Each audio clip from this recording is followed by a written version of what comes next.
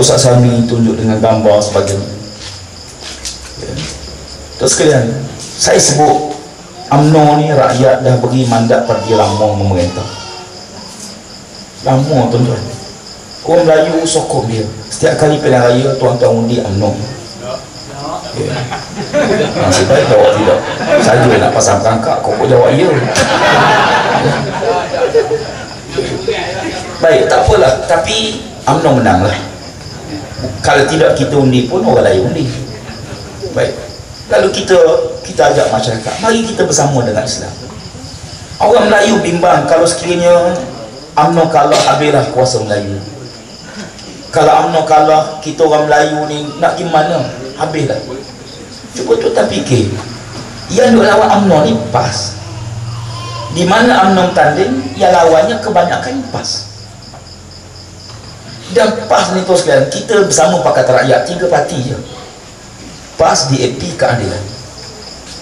Kita pegang prinsip nak jaga kawasan Melayu ni tuan-tuan.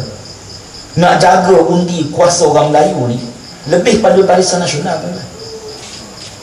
Ambil contoh mudah, Parlimen Kuantan. Parlimen Kuantan, majoriti pengundi Melayu. 59% pengundi bandar Kuantan, Parlimen Kuantan Melayu. 59%. Kenapa BM bagi MCA? Kenapa UMNO serah kursi ni kepada MCA? Kalau nak bela orang Melayu, majoriti 59%, kenapa bagi pada MCA? Kita Pakatan Rakyat, kita letak calon Fauziah Salim. Fauziah Salim Melayu, saya dah tengok memang sah dia Melayu. Kalau ikut logik tu sekalian, logik politik dah. Lawan MCA, kita boleh letak calon daripada parti DAP. Lawan dengan MCA. Biar Cina lawan Cina. Ataupun kita serah kursi kepada Keadilan. Keadilan pilih calon daripada orang Cina, boleh. Tapi dalam Pakatan Rakyat, majoriti penghuni Melayu, kita ambil orang Melayu. Dulu berpuluh tahun tuan-tuan, kursi itu dimenangi oleh bukan Melayu. Baru ni Fauziah Salim menang. Bermakna kita bertambah kursi Melayu 1. Makna kuasa Melayu bertambah, bukan kurang. Baru ni di pilihan raya kecil Ulu Selangor, Pakatan Rakyat kita tak Zahid. Zahid ni Melayu, saya dah tengok dah. Zahid Ibrahim ni Melayu.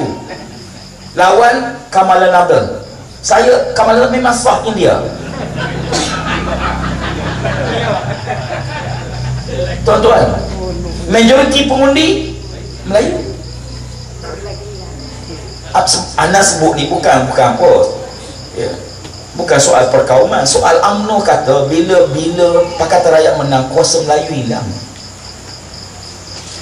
Orang Melayu situ pergi undi pada calon MIC. Lepas tu bertempik, habislah kuasa Melayu kita.